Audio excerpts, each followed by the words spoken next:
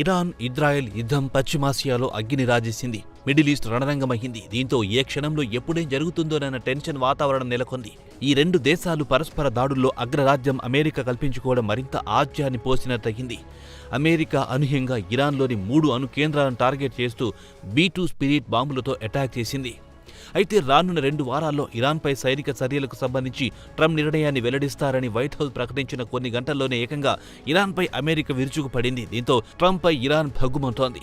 Trump start చేస్తే అంతం చేసేది మాత్రం తామేనని ఇరాన్ హెచ్చరించింది. ఇలాంటి పరిస్థితుల్లో ఇరాన్ ఓ కీలక నిర్ణయాన్ని తీసుకుంది.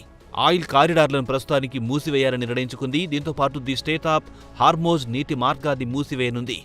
దీనికి ఇరాన్ పార్లమెంట్ గ్రీన్ సిగ్నల్ ఇచ్చింది.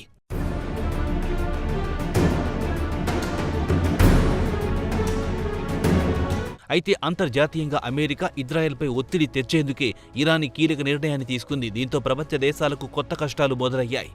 ప్రపంచంలో చమురు రవాణాకు హర్మూజ్ జలసంధి కీలకం. ఈ జలసంధి ద్వారా ప్రపంచ చమురు సరఫరాలో దాదాపు 30% ఇక్కడి నుంచే రవాణా అవుతుంది. భారత్ చమురు దిగుమతులకు సైతం హర్మూజ్ జలసంధి కీలకమే.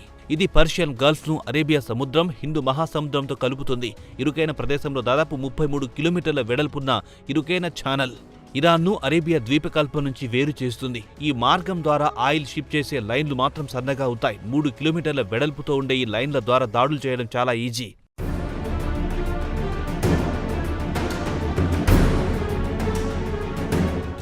ఈ మార్గం ద్వారా ప్రతిరోజు దాదాపు 2 కోట్ల బ్యారెల్స్ చమురు ప్రపంచ దేశాలకు సరఫరా అవుతుంది. Saudi, Iran, UAE, Kuwait, Iraq నుంచి జలసంధి ద్వారా ఎగుమతి అవుతుంది. క్రూడాయిల్తో పాటు గ్యాస్ రవాణాకు సైతం ఈ జలసంధి కీలకం. 1/3 వంతు గ్యాస్ సైతం ఈ మార్గం నుంచే పలు దేశాలకు వెళ్తుంది. దీంతో చమురు రవాణాకు ఎంతో ముఖ్యమైన ఈ జలసంధిని ఇరాన్ మూసివేస్తూ తీసుకున్న నిర్ణయంతో ఇంటర్నేషనల్ మార్కెట్పై తీవ్ర ప్రభావం తప్పదని విశ్లేషకులు చెబుతున్నారు. భారత్ తన అవసరాల్లో 90% ముడి చమురును వివిధ దేశాల నుంచి దిగుమతి చేసుకుంటుంది. ఇందులో 40% హర్మూజ్ జలసంధి ద్వారానే రవాణా అవుతుంది. సౌదీ అరేబియా, ఇరాక్, UAE దేశాల నుంచి భారత్ ఎక్కువగా చమురును దిగుమతి చేస్తుంటుంది.